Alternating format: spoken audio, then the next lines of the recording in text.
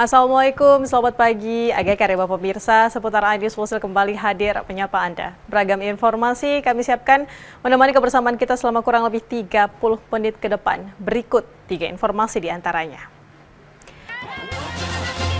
Unjuk rasa menolak berbagai kebijakan PJ Gubernur Sulsel berlangsung ricuh.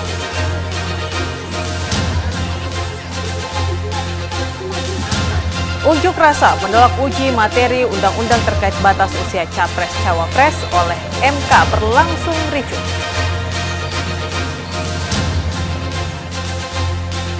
Mengunjungi wisata prasejarah Leang-Leang yang menyimpan peninggalan prasejarah manusia purba. Selain cutikan informasi tadi, kami juga akan hadirkan sejumlah informasi lainnya untuk Anda. Bersama saya Nana Jamal, inilah seputar iNews Sulsel selengkapnya.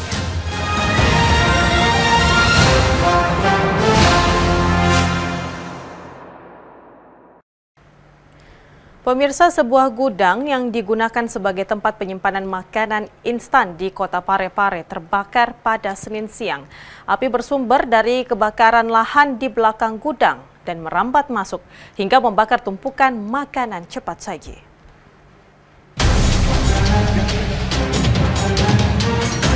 Kepulan asap tebal ini tiba-tiba muncul dari salah satu gudang tempat penyimpanan makanan instan di Kota Parepare. Banyaknya tumpukan makanan instan serta barang yang mudah terbakar membuat api dengan cepat merambat ke seluruh gudang.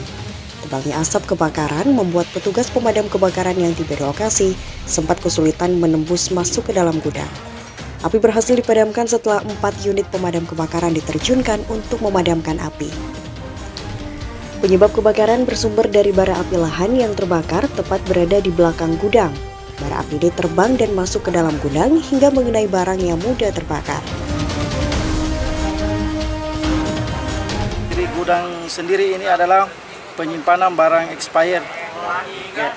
Pak, ini api dari lokasi yang di luar gudang ya Pak? Ya, hingga menjalar masuk? Ya, informasinya seperti itu. Jadi sementara kita pengumpulan bahan keterangan bahwa api itu berasal dari luar pagar gudang. Beruntung tidak ada korban jiwa, seluruh karyawan gudang berhasil menyelamatkan diri saat insiden kebakaran ini terjadi. Dari Parepare, Erwin Eka Pratama, iNews melaporkan.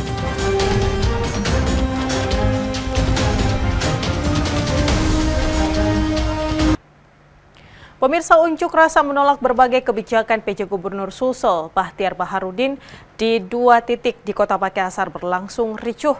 Mahasiswa nyaris tertabrak pengendara saat hendak menahan mobil sebagai panggung orasi. Dalam aksinya, mahasiswa menolak surat edaran PJ Gubernur Sulsel yang akan mengalokasikan anggaran dana desa sebesar 40% untuk pencanangan program tanam pisang. Tentunya terkait dengan kebijakan yang Sejumlah pengunjuk rasa dari Aliansi Mahasiswa Pemuda dan Masyarakat nyaris tertabrak mobil pengendara saat berunjuk rasa menolak berbagai kebijakan PJ Gubernur Sulsel Bahtiar Baharudin di depan kantor Gubernur Sulsel Jalan Urip Sumoharjo, Kota Makassar. Pengendara mobil kesal hingga memilih tancap gas dan nyaris menabrak sejumlah massa aksi. Peserta aksi yang kesal pun sempat melempari mobil SUV tersebut. Saling dorong juga tidak terhindarkan saat polisi menghalau massa aksi yang hendak menahan mobil box yang akan dijadikan sebagai panggung orasi. Usai memasang spanduk di depan pagar kantor gubernur, ratusan massa aksi kemudian bergeser ke depan gedung DPRD Provinsi Sulsel. Di lokasi kedua ini, massa aksi juga menutup full badan jalan dari 2 arah di atas jembatan layang flyover Makassar. Sejumlah pengendara yang kesal sempat turun dan berusaha menghalau mahasiswa agar membuka akses jalan. Dalam aksinya, ratusan massa aksi dari Aliansi Mahasiswa Pemuda dan Masyarakat serta perwakilan kepala desa menolak kebijakan PJ Gubernur Sulsel Bahtiar Baharudin yang hendak mengalokasikan dana desa sebesar 40% untuk program tanam pisang sebagai pencanangan ketahanan pangan. Mendesak juga dari pihak Kementerian Dalam Negeri untuk segera mencabut PJ Gubernur Sulawesi Selatan.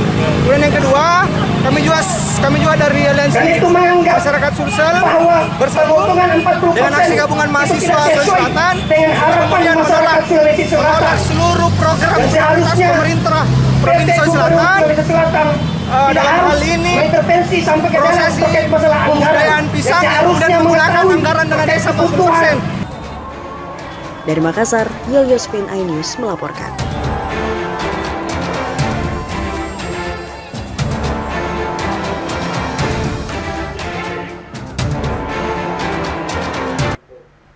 Sementara itu, pemirsa, unjuk rasa dari puluhan massa aksi dari Aliansi Mahasiswa Peduli Demokrasi yang dilakukan di pertigaan Jalan Petarandi Sultan Alauddin, Kota Makassar diwarnai aksi pembakaran motor di tengah jalan. Mahasiswa meminta MK tidak mengabulkan permohonan yang diajukan oleh PSI, Partai Solidaritas Indonesia, terkait usia Capres-Cawapres di bawah usia 40 tahun. Saya sampaikan kepada seluruh pengguna jalan. Aksi pembakaran satu unit sepeda motor di tengah jalan mewarnai aksi unjuk rasa puluhan massa aksi dari Aliansi Mahasiswa Peduli Demokrasi di pertigaan Jalan Petarandi Sultan Alauddin, Kota Makassar, Senin sore. Aksi pembakaran motor ini sebagai bentuk kekecewaan seluruh mahasiswa di Kota Makassar lantaran pemerintahan Joko Widodo dinilai hendak mempermainkan undang-undang pemilu yang telah ditetapkan. Kericuhan juga tidak terhindarkan saat massa aksi hendak menahan sebuah mobil kontainer untuk dijadikan panggung orasi. Polisi menghalau massa aksi membuat sopir memilih tancap gas. Sementara sejumlah mahasiswa yang bergantung di depan kaca mobil ikut terbawa sejauh 500 meter. Beberapa rekan mereka bahkan berusaha mengejar dan melempari mobil truk kontainer tersebut. Sebelumnya unjuk rasa puluhan massa aksi dari Aliansi Mahasiswa Peduli Demokrasi di pertigaan Jalan Petarandi Sultan Alauddin, Kota Makassar berlangsung aman. Sambil menutup full badan jalan dengan mobil kontainer, massa aksi meminta Mahkamah Konstitusi menolak permohonan yang diajukan Partai Solidaritas Indonesia untuk mengubah usia minimal Capres-Cawapres dari usia 40 menjadi 35 tahun. Hal ini dinilai akan melancarkan dinasti politik Joko Widodo, di mana Gibran Raka Buming Raka diwacanakan akan maju menjadi cawapres pada salah satu calon presiden mendatang. Dari Makassar, Yolyosvin iNews melaporkan.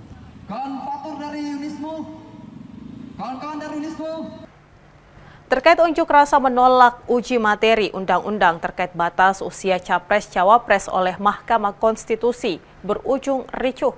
Para pengunjuk rasa juga menutup full badan jalan di tengah unjuk rasa dan menimbulkan kemacetan panjang di jalan raya.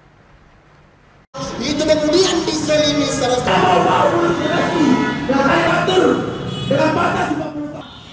Unjuk rasa tersebut digelar oleh ratusan mahasiswa asal berbagai universitas di Kota Makassar, Sulawesi Selatan, di Jalan Andi Pangerang Petarani, Kota Makassar, di bawah jembatan layang flyover pada Senin sore. Di tengah unjuk rasa, ratusan mahasiswa yang tergabung dalam Aliansi Pemuda Sulawesi Selatan tersebut. Kericuhan sempat terjadi melibatkan antara pengunjuk rasa dengan aparat kepolisian yang mengawal jalannya demonstrasi.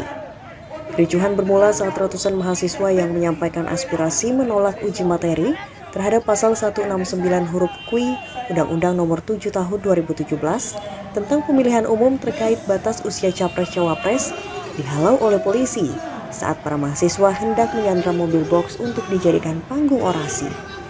Sebelum akhirnya kericuhan antara pengunjuk rasa dengan polisi tidak terhindarkan.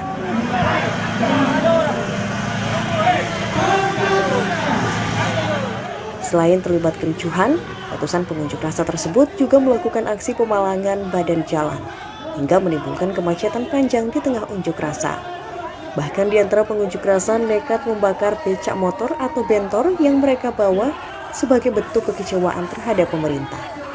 Selain menolak uji materi terhadap pasal 169 huruf Q Undang-Undang Nomor 7 Tahun 2017 tentang pemilihan umum terkait batas usia Capres-Cawapres, mahasiswa juga menolak adanya politik dinasti pada Pilpres 2024 yang dinilai akan mencederai demokrasi di Indonesia. Alasan kami menolak karena usulan mengenai perubahan tersebut sangat terburu-buru, tidak melalui kajian secara ilmiah. Nah, apalagi beberapa hasil diskusi teman-teman bahwa tidak relevan yang disampaikan oleh DPR dilemparkan semua kepada MK. Jadi persoalan ini. Mereka pun mengancam akan terus melakukan unjuk rasa serupa jika poin-poin dalam permohonan gugatan di Mahkamah Konstitusi atau MK yang saat ini tengah dibacakan dikabulkan oleh MK. Dari Makassar, Sulawesi Selatan, Yolyosvin iNews melaporkan. AAS Foundation dan Ikatan Alumni Universitas Hasanuddin meninjau sekaligus memberikan bantuan kepada korban kebakaran di dua lokasi berbeda di Kota Makassar. Bantuan ini sebagai wujud kepedulian AAS Foundation dan IKA Unhas kepada korban kebakaran. Yang punya rumah ini, Pak. Kalau ibu-ibu, bapak kerja apa? AAS Foundation bersama Ikatan Universitas Hasanuddin Makassar turun dan langsung meninjau sekaligus memberikan bantuan kepada korban kebakaran di dua lokasi berbeda, yakni di Jalan Moa-Moa, Kecamatan Tamalate, dan Jalan Serigala, Kecamatan Mamajang, Kota Makassar.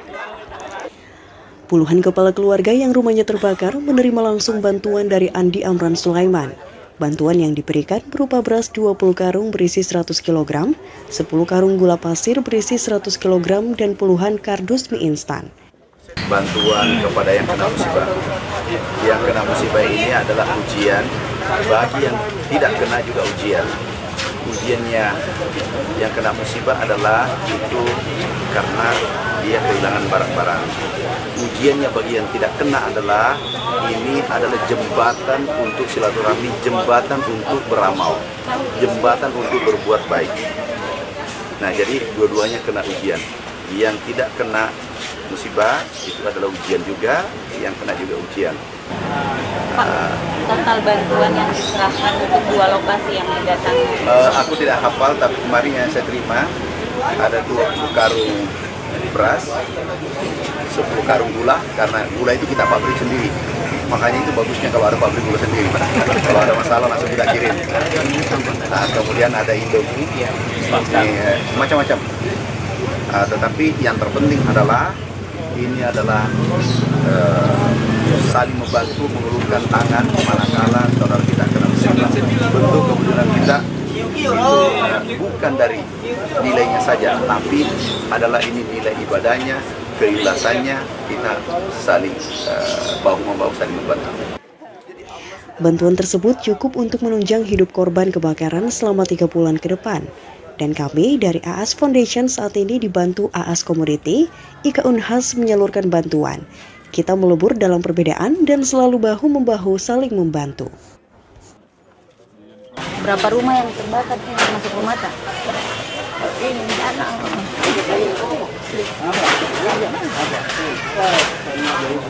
Jadi habis rumah tak? Tidak ada. Mantan Menteri Pertanian era pertama Presiden Joko Widodo itu pun menegaskan jika dirinya selalu membantu yang kesusahan. Kalaupun tidak bisa hadir, pasti akan ada perwakilan yang turun memberi bantuan untuk para korban. Di Kota Makassar, sepanjang 2023 hingga Oktober, Dinas Pemadam Kebakaran dan Penyelamatan Kota Makassar mencatat jumlah kasus kebakaran sebanyak 275 kejadian. Penyebab utama masih didominasi arus pendek atau korsleting listrik sebanyak 93 kasus. Ada juga kebocoran gas sebanyak 17 kasus, kelalaian akibat kompor 6 kasus, dan lilin 2 kasus, serta kebakaran alang-alang 114 kasus. Dari jumlah kejadian itu terdapat 119 unit rumah, 46 toko kios, 27 unit gedung industri, perusahaan, 13 unit gudang, dan 10 kendaraan terdampak kebakaran.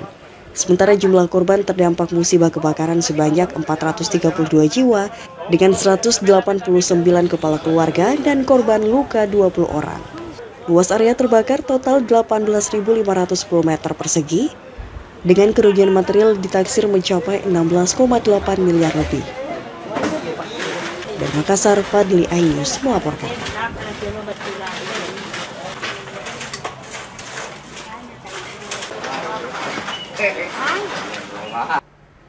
Pemirsa, kami masih akan kembali hadir dengan informasi lain, di antaranya seorang penumpang kapal melompat ke laut saat kapal hendak bersandar. Selengkapnya akan hadirkan sesaat lagi.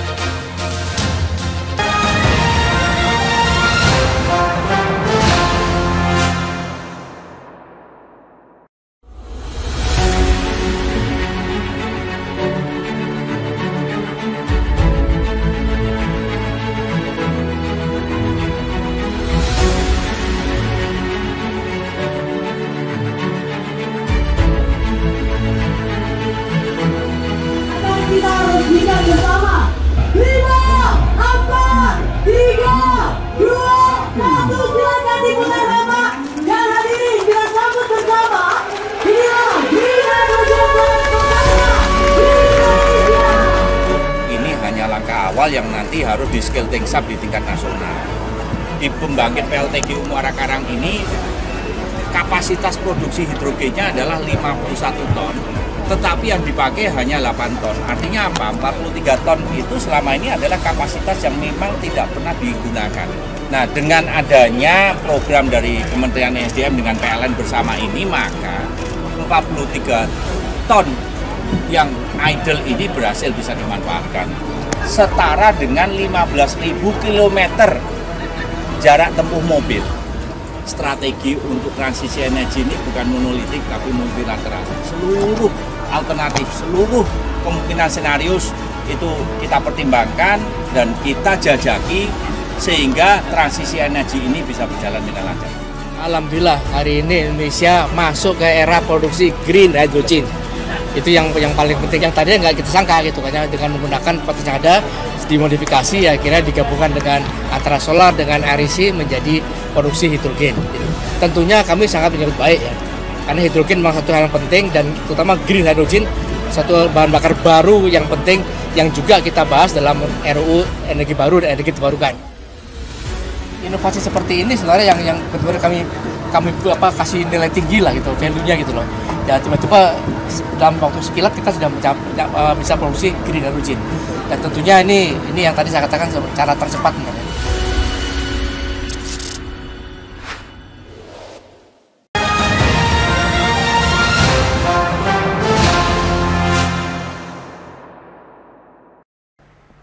Terima kasih pemirsa, Anda masih bersama kami.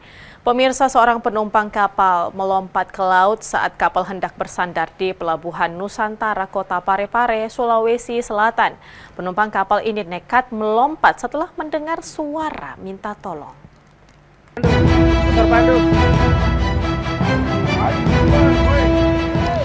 Abdul Aziz, seorang penumpang kapal ditemukan mengapung oleh kru kapal Takbut di sekitar dermaga Pelabuhan Nusantara, Kota Parepare. Diketahui penumpang kapal ini nekat melompat ke laut setelah mendengar suara minta tolong dari arah laut saat duduk di pinggir kapal. Saat itu Abdul Aziz sedang duduk termenung. Tiba-tiba terdengar suara minta tolong dari arah laut hingga dirinya sontak melompat dari kapal. Usai melompat, sumber suara tidak ditemukan oleh Aziz. Beruntung dirinya bisa berenang dan menepi di kapal Takbut yang ditemukannya. Kru kapal langsung melemparkan pelampung dan menarik penumpang kapal ini untuk naik ke atas kapal Takbut. Selanjutnya penumpang kapal asal Nunukan ini diserahkan ke kantor Polsek kawasan Pelabuhan Nusantara untuk diminta keterangan atas aksinya yang nekat melompat ke laut. Penglihatannya Bapak ada orang yang minta tolong di bawah, di laut. Terus pada saat itu dia Bapak melamun atau gimana? Sempat melamun atau gimana? Iya. Melamun. Dari Parepare, Erwin Eka Pratama, iNews melaporkan. Pemirsa, kerusuhan terjadi di depan kantor KPU Kabupaten Pangkep. Massa yang marah dan menolak hasil pemilu di KPU Pangkep melempari polisi dengan botol dan membakar ban mobil bekas. Akibat kerusuhan ini, seorang pengunjuk rasa dilarikan ke rumah sakit akibat terkena lemparan.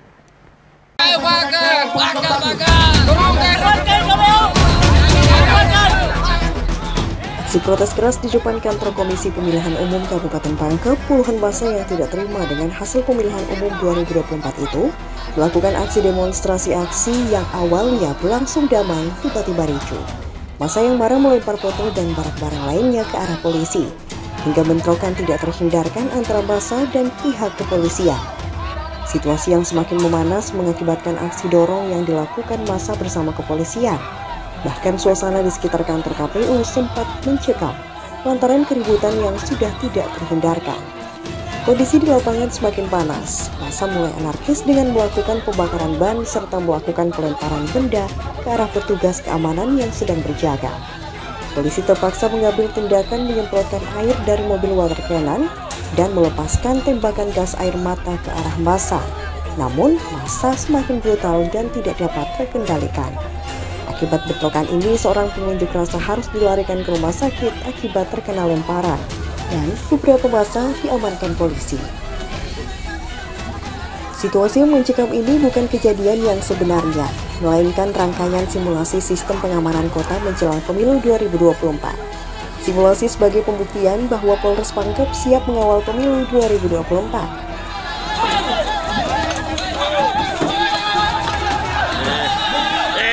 Tadi yang dilakukan masa apa-apa saja nih? Jadi kami mencoba untuk menerobos masuk, kami dihadapkan dengan pihak aparat, sehingga sempat tadi ada insiden salah satu teman kami juga mengalami cedera. Aksi ini merupakan simulasi pembuktian yang menyatakan Polri siap mengamankan pemilu 2024 yang akan datang. Ratusan polisi pengamanan yang disiagakan Kepolisian Resor Pangkep guna menghadapi berbagai kondisi dalam pemilu ke depannya. Ini bagaimana kalau misalnya terjadi situasi yang tidak dimungkinkan, sehingga ya ini tadi untuk pelaksanaan pemilu itu sendiri. Alhamdulillah, ini sebuah apresiasi bahwa Polres Pangkep ini siap untuk mengawal pemilu di tahun 2024 dengan aman, damai, dan tentunya di akhir semua proses semua masyarakat Kabupaten Pangkep bisa menjadi bahagia. Antusias dan kesiapan dari pihak kepolisian sangat diapresiasi KPU Pangkep. Kegiatan ini menggambarkan ketika para pemilu 2024 mendatang terjadi hal yang tidak diinginkan. Dari Kabupaten Pangkep, Udin Syahrudin, iNews melaporkan. Badan Pengurus Besar Pusat Ikatan Alumni UIN Alauddin Makassar memberikan motivasi kepada ratusan mahasiswa Fakultas Ekonomi dan Bisnis Islam. Mahasiswa UINAM harus siap menghadapi persaingan ke depan dengan memiliki nilai tambah dari fakultas lain dengan mengenal dunia usaha dan melek terhadap politik.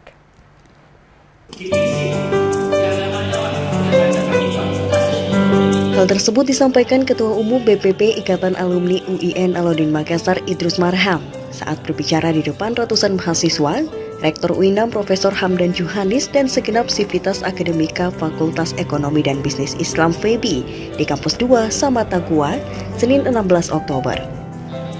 Idrus Marham mengatakan alumni UINAM harus siap menghadapi persaingan ke depan dengan memiliki modal nilai tambah dibanding dengan fakultas lain.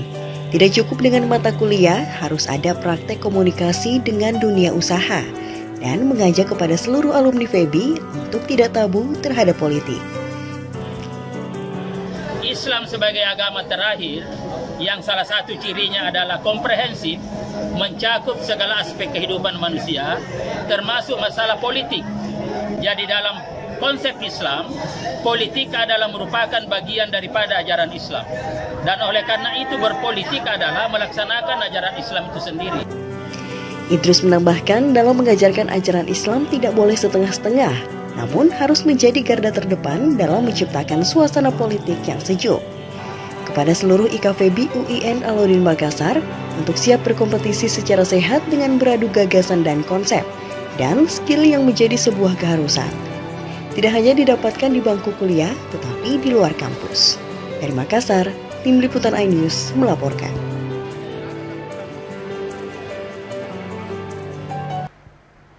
Bagi Anda yang menyukai wisata bersejarah, peradaban manusia purba tentunya bisa menjadi hal yang menyenangkan. Pengalaman tersebut bisa Anda nikmati dengan mengunjungi wisata prasejarah Leang-Leang yang menyimpan peninggalan prasejarah manusia purba berupa lukisan yang tergambar di dinding goa, batu kars yang tersusun secara alami.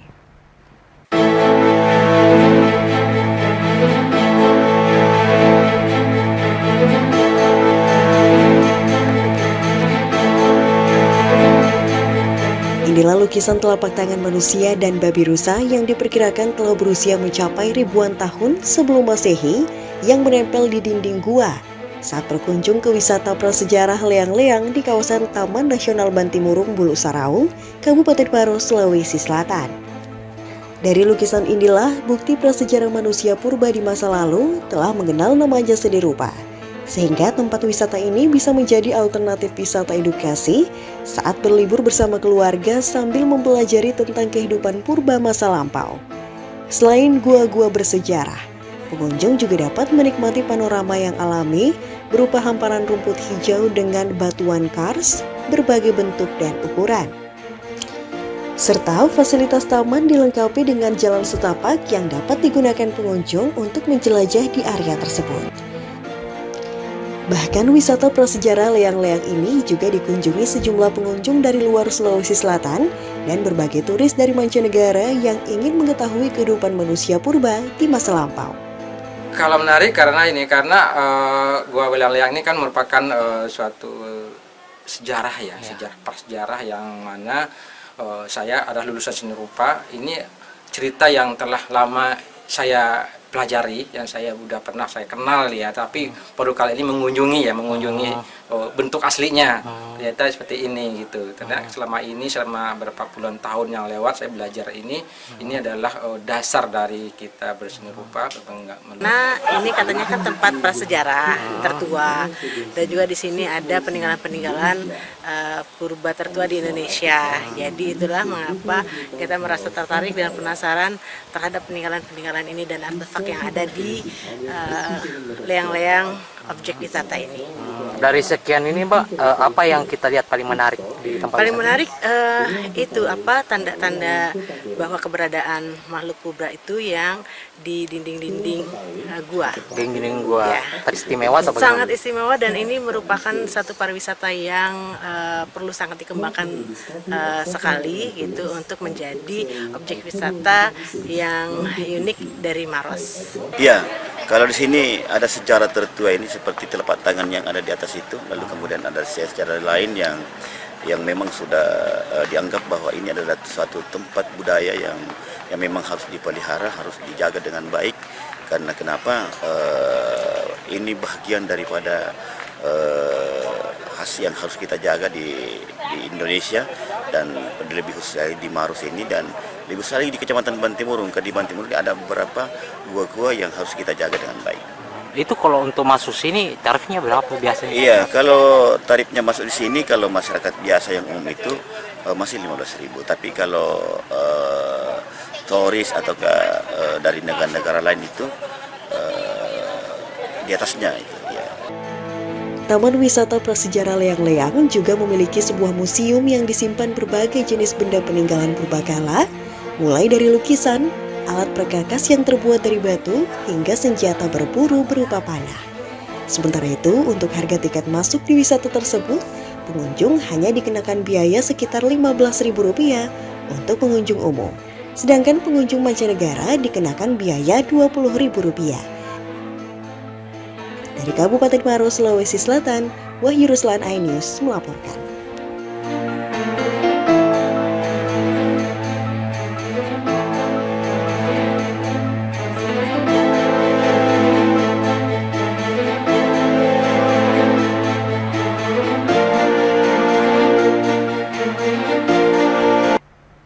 Ratusan layang-layang berbagai bentuk aneka satwa hingga miniatur pinisi menghiasi langit desa Bowong Cindea, Kecamatan Bungoro, Kabupaten Pangkep dalam Festival Lomba Layang-Layang yang pertama kali dilaksanakan. Festival ini diikuti ratusan peserta dari berbagai kecamatan di Kabupaten Pangkep.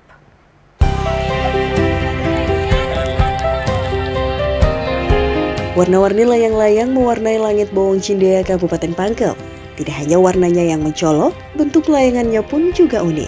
Mulai dari Raja Wali, burung hantu, hingga miniatur pinisi terlihat unik dan menarik perhatian penonton. Yang unik jenis layangan Raja Wali dengan mulutnya terbuat dari gabus yang melayang-layang di udara.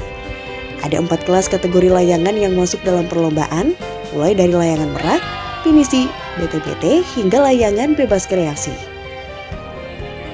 Sementara dalam kategori penilaian dilihat dari kreativitas dan keindahan, ketenangan dan kemiringan terbang.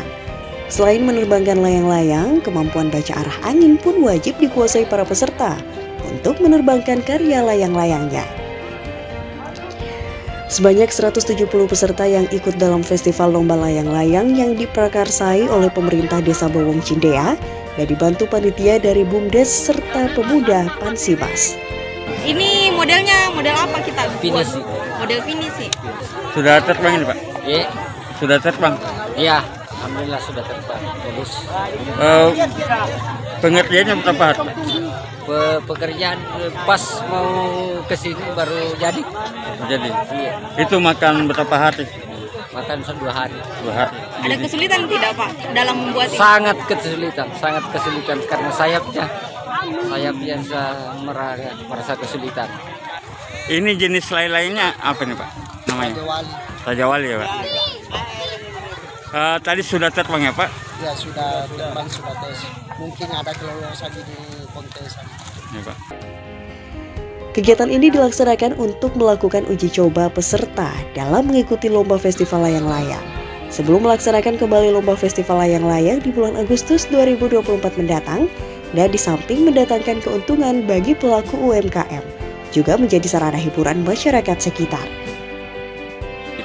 Yang sudah bertanding tadi pinisi, yang kedua marra, yang ketiga bebas.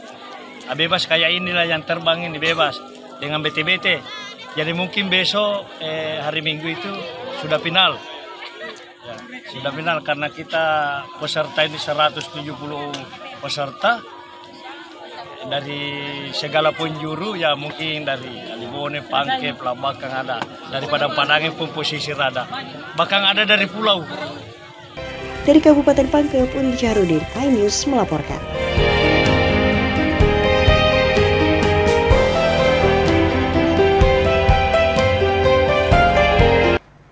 Ya, dan pemirsa, informasi tadi sekaligus mengakhiri kebersamaan kita dalam program seputar iNews Sulsel untuk edisi hari ini. Tetaplah bersama kami untuk menyaksikan program menarik kami lainnya hanya di RCTI. Saya Nani Jamal, terima kasih telah menyaksikan.